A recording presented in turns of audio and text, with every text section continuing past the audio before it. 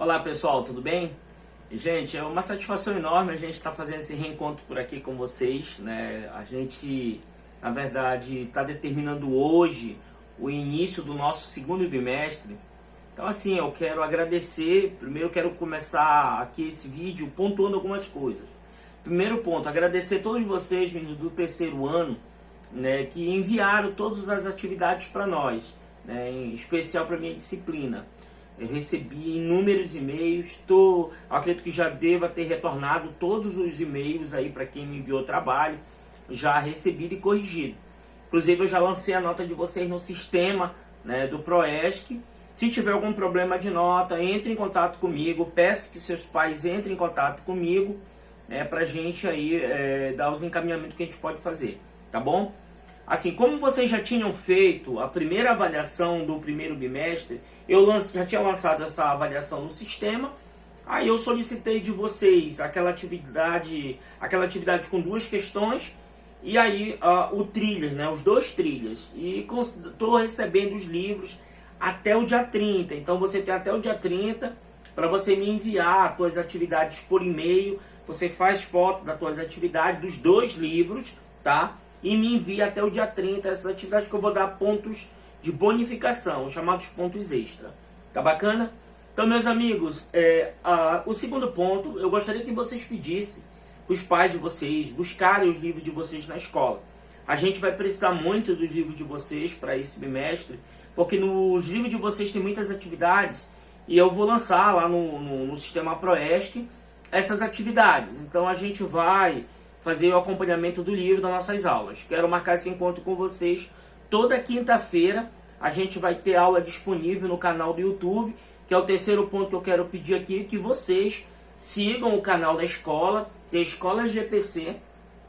Sigam o meu canal, eu já pedi para a Jennifer enviar isso, o link do meu canal lá no YouTube.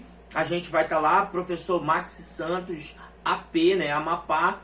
E lá pela plataforma do Proesc também vai estar o link do YouTube do canal da escola. Tá bacana? Então é assim, esses são alguns pontos que eu estou pontuando aqui para vocês do terceiro ano. Com relação, pessoal, ao Enem, eu quero dar alguns informes para vocês com relação à questão do Enem. Né? Ontem o Conselho Nacional de Educação me parece que já está revendo o possível adiamento da prova do Enem. Ainda nada confirmado, nada de oficial. Vamos esperar aí que o MEC se pronuncie nos próximos dias para verificar como vai ficar essa questão do calendário, porque eles acreditam que todos estão sendo prejudicados com relação à questão da pandemia.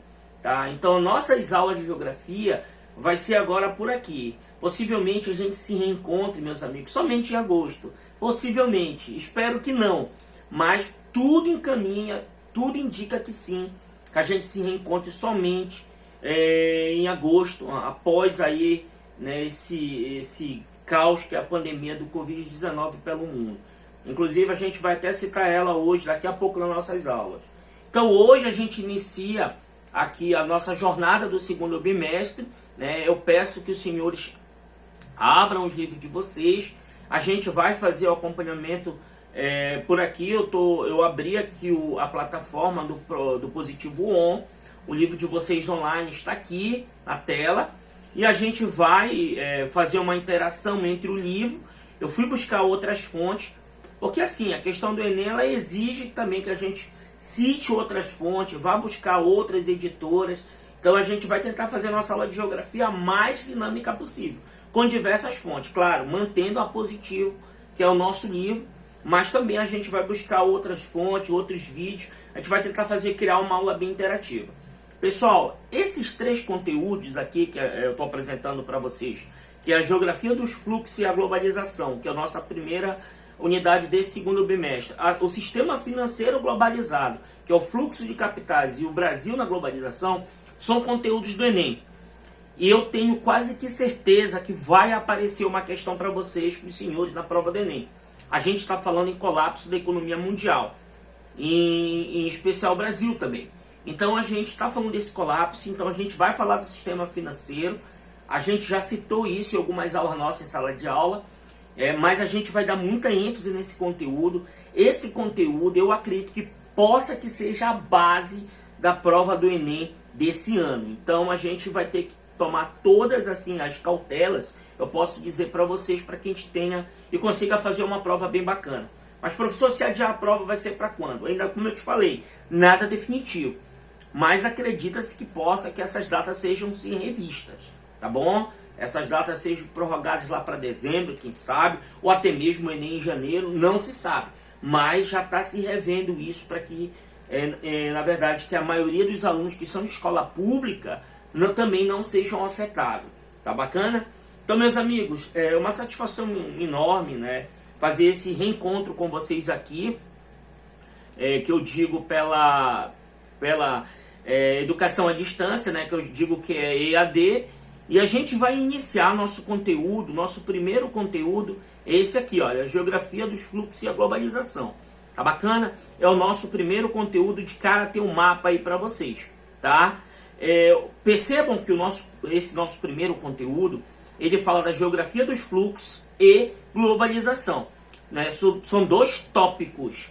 Primeiro, tu tem que entender como é que funciona essa questão, né? Existe a geografia dos fluxos e a geografia dos fixos. Fluxos é tudo aquilo que se movimenta, tá legal? Tudo aquilo que cria mobilidade, movimentação. Essa movimentação ela pode ser de carga, de pessoas, né? De outras coisas. Fixo é tudo aquilo que gera o fluxo. Um banco, um shopping, um supermercado pode ser algo fixo e que gere esse fluxo, né? Fluxo de mercadoria, entrada e saída de mercadoria, produtos e outros. Então, olha só, a geografia dos fluxos, ela estuda a movimentação, e essa movimentação ela pode ser de mercadoria, de pessoas, de transporte e outras coisas. Tá bacana? E a globalização, professor? O que é a globalização? Na verdade, a globalização ela é um processo de interação econômica, cultural, né? E de outros fatores que interagem entre si. A globalização ela é considerada por muitos autores, inclusive Manuel Castel, que eu vou citar aqui, é o avanço das tecnologias, tá? Então eu vou iniciar essa aula com um pequeno vídeo. Eu gostaria que os senhores prestassem muita atenção nesse vídeo, que a gente vai passar agora para vocês, tá? Explicando passo a passo como funciona o sistema global. E em seguida a gente volta aqui com o nosso conteúdo, beleza? Vamos lá.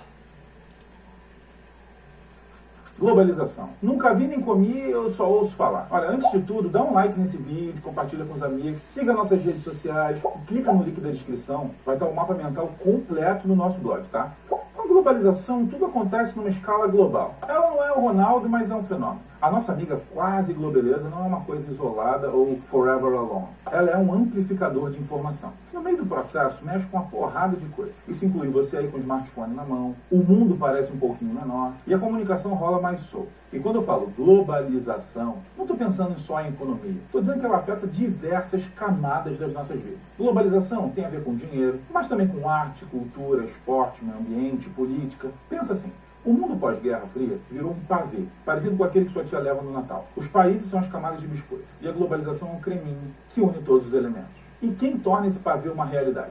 Infelizmente não é a Palmeirinha, quer dizer, é a Palmeirinha também. Os agentes principais desse processo são as empresas transnacionais, aquelas que englobam o mundo todinho. A população, os estados, os blocos econômicos e até organizações como a ONU desempenham seu papel. Mas, sem dúvida, as empresas transnacionais são as principais agentes. Podemos até falar em Estados Unidos e achar que eles mandam e desmandam na globalização. Mas, na real, devemos pensar em empresas americanas. Seu celular é americano ou coreano? De onde são as marcas que você mais consome? E mais por aí. Isso tudo foi só possível com a bombada do neoliberalismo. No neoliberalismo, o recuo do Estado diminui sua atuação, tornando um agente regulador da economia. Ou seja, são as empresas que de fato dominam a economia global, enquanto o papel dos governos é cuidar para aquilo não virar uma bagunça. Esse cenário gerou a flexibilização das leis trabalhistas e a abertura de fronteiras. Assim, as empresas ficaram mais soltas para negociar e se expandir. O que é que eu vou fazer com essa tal liberdade? Se estou na solidão pensando em você. Desculpa, gente, me empolguei. Mas papo sério, o que as empresas fizeram com essa tal liberdade? Elas desenvolveram dois setores, transporte e comunicação. A comunicação é algo bem amplo, tá, gente? Ela passa por publicidade, marketing, aqueles anúncios do YouTube, mas a comunicação é também fundamental para fazermos transações financeiras. comprar com cartão de crédito, transferir dinheiro, pechinchar legume na feira, vender sua bike no Mercado Livre, é tudo parte da comunicação. Já a evolução tecnológica dos meios de transporte conferiu ao ato da compra uma comodidade incrível. Agora suas compras chegam até de drone. Daqui a pouco vai ter gente entregando pizza de jetpack. Ui, me globaliza que eu tô facinho. Uma das consequências da globalização é o hibridismo cultural. Aquele momento que as culturas se misturam e os costumes de um povo são experimentados por outro. Que nem quando você vê um japonês sambando no carnaval. Já pensou se esse cara vira o maior passista que você respeita e resolve voltar para Kyoto e dar aula de samba? Esse é o lado bom do hibridismo, a diversidade. A parte ruim é que misturar tantas tradições diferentes dá muita confusão. Ou melhor, um choque de cultura. Daí nasce a xenofobia, islamofobia, medo de terrorismo. Existem ainda as consequências econômicas. Nessa configuração globalizada e neoliberal, as grandes corporações têm mais facilidade para estruturar monopólios, os chamados oligopólios. Gigantes comerciais dominam mercados e acabam sufocando empresas menores. É inegável que a globalização mudou a economia. Mas esse processo é um tanto contraditório. Ao mesmo tempo que aproxima, ele afasta. O muro de Berlim caiu, mas subiram os muros da exclusão digital. Quem não tem acesso à tecnologia acaba excluído. Parece até que está de castigo num cantinho. Não dá para ler notícia, compartilhar gif de gatinho, ver os vídeos do Descomplica. Poxa, mesmo na década de 90, quando a globalização estava no auge, as desigualdades sociais continuavam existindo. Então já deu para sacar que ela não é o modelo mais justo. Não se iluda, inocente. A tecnologia serve a qualquer um com grana, inclusive nas redes ilegais. O tráfico também usa drone. A Al-Qaeda também tem acesso ao Google, meu irmão. Ou seja, indiretamente a globalização fortalece o crime organizado. Nunca tinha pensado nisso, né? Loucura. A globalização é essa viagem louca. Ou vai me dizer que você nunca pensou como é um louco um produto viajar milhares de quilômetros só para chegar na porta da tua casa? Tente fazer esse exercício. Pense em como a globalização afeta seu dia a dia. Preste atenção onde foram fabricadas as coisas que você mais usa e tente imaginar o caminho que elas percorreram para chegar até você. Você quer baixar esse mapa mental completão para você estudar? Clica nesse link aqui embaixo na nossa descrição e vai lá no nosso blog que ele vai estar lindão para você. Aproveita, compartilha esse vídeo, dá aquela curtida. Ok, pessoal. Acho que deu para pegar um pouquinho aí, né? Esse vídeo, ele é um mapa mental mostrando para vocês passo a passo como funciona o sistema global, né? Principalmente quando a gente fala da globalização. Aqui nessa imagem, né, na página de número 4 do livro de vocês, né? Gostaria que vocês acompanhassem essa imagem aí. Vocês vão perceber na imagem o fluxo da globalização. Essa imagem, ela representa passo a passo como o mundo hoje ele se comporta. Por exemplo, quando vocês olham o mapa, esse monte de emaranhado de linhas amarelas, isso é o fluxo. Aí pode ser fluxo de pessoas, fluxo de mercadorias. E aqui que eu quero citar para vocês com relação à questão do coronavírus, né? Vocês sabem que o coronavírus ele surgiu dentro de uma cidadezinha chinesa por nome de Wuhan, a capital, né, de Hubei, uma das províncias chinesas. E aí uma das coisas que chamou a atenção do mundo, a diferenciação desse vírus para os demais, foi a velocidade que o vírus chegou em quase todos os países do mundo. Isso só foi possível pelo fluxo de pessoas. Ou seja, Wuhan, que está bem aqui, se você for puxar no mapa, Wuhan, na China, bem aqui, ó, né? É uma cidade que tem aproximadamente, são mais de 11 milhões de pessoas. E aí é uma cidade internacional onde tem voos internacionais para o mundo todo. Por exemplo, de Wuhan tem voos para Londres, Paris, Dubai, né, para a Europa. E aí a velocidade, o vírus espalhou de dentro de Wuhan foi uma coisa impressionante. Então a globalização, infelizmente, por ter dado essa facilitação, que eu posso te dizer, a facilitação do fluxo de pessoas, infelizmente, uma das consequências foi essa. Infelizmente, uma das consequências foi a velocidade que o vírus se espalhou. Tá tranquilo? Então, quero mostrar isso aqui para vocês, mostrando aqui para vocês como que isso funcionou, né? Como que isso funcionou. Dando sequência aqui no nosso material, aqui na página de número 5 do livro de vocês, fala um pouquinho da formação do mundo globalizado. Professor, o senhor falou no início dessa aula que a globalização ela é interação, por exemplo, da economia, a cultura, dos meios de transporte, sim, né? Especificamente, esses são os principais, né? a questão política. Então, quando você tem a interação da política, economia, cultura, acompanhando os avanços dos meios de transporte e outros, né, nós temos aí o conceito de globalização. A globalização também, como eu citei no início desse vídeo, ela é conhecida pelo avanço dessa tecnologia, né? Então hoje nós vivemos o que nós chamamos a chamada revolução técnico-científica. Vocês já perceberam que os meios de tecnologia cada vez mais estão avançando. Mas professor, me diga uma coisa, com relação ao surgimento da globalização. Pessoal, há ainda eu posso dizer assim, muitos especialistas, muitos estudiosos acreditam que a globalização ela surgiu lá no processo das grandes navegações. Por exemplo, lá no século XV, século XVI, né? Ali com o avanço das navegações, né? Ali muitos já dizem que o grande avanço das navegações já é o primeiro passo para o surgimento da globalização. Porém, outro grupo de estudiosos acredita que a globalização ela surge após o fim da Segunda Guerra Mundial, ali praticamente com a Guerra Fria, onde se tem realmente os grandes avanços tecnológicos. E ainda chegando ao fim da Guerra Fria, ali no início dos anos 90, mais precisamente com o surgimento da internet, que muitos estudiosos acreditam realmente que é o ponto principal do surgimento, né, desse processo que é conhecido como a globalização. A globalização também ela não é só coisas positivas. Tem alguns pontos positivos e pontos negativos. Cuidado que o Enem pode cobrar isso da gente. Os pontos positivos da globalização justamente é esse, o avanço da tecnologia, o avanço da medicina, o avanço, por exemplo, da questão da produção de remédios. Hoje, por exemplo, a questão do Covid-19, que ainda não se tem uma vacina propícia para combater o vírus, mas que alguns países já estão montando força-tarefa para isso. Então, dá a entender que a descoberta dessa vacina é uma grande descoberta científica, foi meios tecnológicos que chegaram para isso. Por exemplo, o mapeamento para descobrir o teste rápido do vírus é uma grande inovação tecnológica, certo? E os pontos negativos, professor? Olha, hoje um dos pontos mais negativos da globalização é a dependência de alguns países. A dependência econômica, a própria dependência cultural, isso já é comum. Por exemplo, alguns países impor a sua cultura em demais países, principalmente inferiores, né? A dependência econômica, como eu já citei aqui, pelo avanço agora das redes sociais, as fake news, né, são consideradas também um ponto negativo nesse processo. Então aí nós temos inúmeros hoje pontos negativos com relação à globalização, tá? Então, como eu falei para vocês, diante disso tudo nós temos uma interação global. O mundo ele passa por desse processo de interação, de organização, e um dos pontos mais interessantes que eu quero que você destaque no livro de vocês aí, na página de número 6, é justamente a formação de blocos econômicos.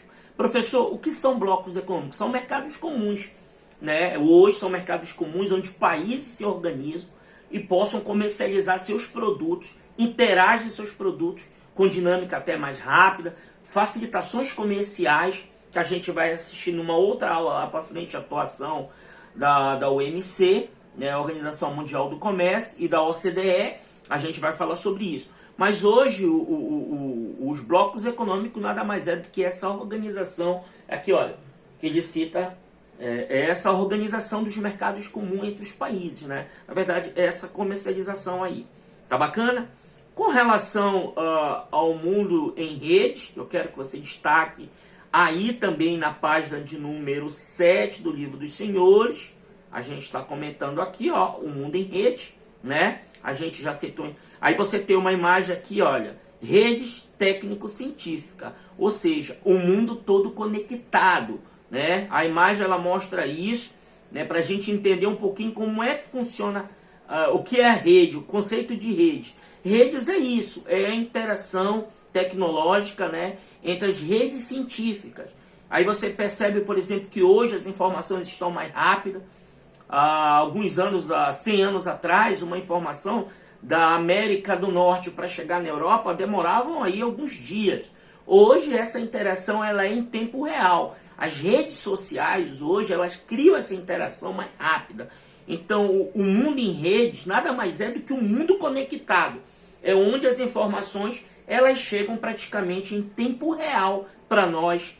E aí a gente tem acesso. Claro que muitas das vezes, né, essas informações elas não são reais, são fake news, como eu citei para vocês. Aí também eu quero que você destaque as infovias, que cita aí no livro de vocês, que são essas redes virtuais que a gente já comentou aqui, para onde flui, né, como ele cita aí, se conectam informações digitais. Tá beleza? Aqui, pessoal, eu quero apresentar para vocês esse gráfico. Tempo para atingir 1 milhão de usuários. Olha só, o rádio, olha só, ele 38 anos para ele chegar a esse alcance, né? Olha só, a TV demorou 13 anos, né, para atingir, né, um número de 50 milhões de usuários. Olha só o que é o avanço tecnológico. Aí você tem a internet, demorou 4 anos. E hoje nós temos aqui o Facebook, que são as redes sociais. 9 meses, ela alcançou mais de 100 milhões de usuários. Olha só com o avanço da tecnologia, né? Hoje eu sempre falo muito isso para meus amigos que trabalham no rádio. Hoje, por exemplo, o rádio já é um meio que está caduco há muito tempo, né? Hoje você que trabalha nisso, você tem que criar esse viés com as redes sociais, fazendo suas lives e tal. É porque hoje são poucas pessoas que escutam o rádio mesmo. Então, para chegar a 50 milhões, olha como o avanço tecnológico foi coisa impressionante. Para chegar a 50 milhões de usuários, o rádio demorou 38 anos. Aí você percebe que a TV, 13, né? A internet, 4 anos. E o Facebook, olha aí, 9 meses, alcançou a marca dos 100 milhões de usuários. Então, isso é o avanço tecnológico. Tá beleza? Aí aqui eu coloco um pouquinho do avanço do mundo, né? O avanço ele cita das carruagens e dos barcos à vela, né? De 1500 a 1840. Aí eles, né, navegavam com a velocidade de 16 km por hora. Essa primeira imagem aqui. Aí olha só, conforme vai evoluindo o tempo, você percebe que os meios vão evoluindo. A sociedade também ela vai evoluindo. De 1850 a 1930, olha a locomotiva a vapor, ela já chegava à marca dos 100 km por hora, né? E o barco a vapor a 54 km por hora, época do Titanic, não esqueça disso. Aí nos anos a partir de 1950, você já tem aí os aviões e a propulsão, né? De 480 a 640 km por hora. E a partir de 1960 você já tem o jato de passageiros, né? Que é o surgimento da aviação, né, mais tecnológica, chegando a 800 a 1.100 km por hora. Então, né, pessoal, eu vou deixar essa atividade aqui para vocês, tá? Essa atividade para vocês fazerem em casa. Já é a nossa primeira atividade, eu vou marcar ela lá no Proeste para que nós possamos fazer. Beleza? Então, pessoal, a nossa aula de hoje mais ou menos foi isso, né? Essa parte mais introdutória. Eu peço que vocês acompanhem o vídeo, um vídeo muito bacana, né? E aí, fazendo um resumo, a gente falou hoje do conceito da globalização, que vocês já sabem, que é essa interação entre política, economia, cultura, acompanhando os avanços dos meios de transporte e de comunicação, né? É o avanço tecnológico. A gente falou um pouquinho do que é a geografia dos fluxos, que é a movimentação de pessoas, mercadorias, cargas, né, do transporte em si. A gente falou também o que é um pouco da geografia dos fixos. É aquilo que gera o fluxo, né? Shopping, um supermercado, uma rede de banco, a rede logística. Então, isso são os fixos. Esse conjunto tudo nós chamamos de globalização. A gente falou também um pouquinho sobre as redes, né, geográficas. A gente citou aqui o conjunto do mundo em redes, que você já sabe que é a interação tecnológica entre os países, a notícia em tempo real, como chega essa notícia. Então é isso, beleza? Então na aula de hoje, a gente finaliza aqui, eu quero agradecer, né? Eu espero que vocês tenham gostado do material, aí a gente vai acompanhar o livro, né? E na próxima semana a gente traz novas novidades para vocês. Um abraço, boa noite.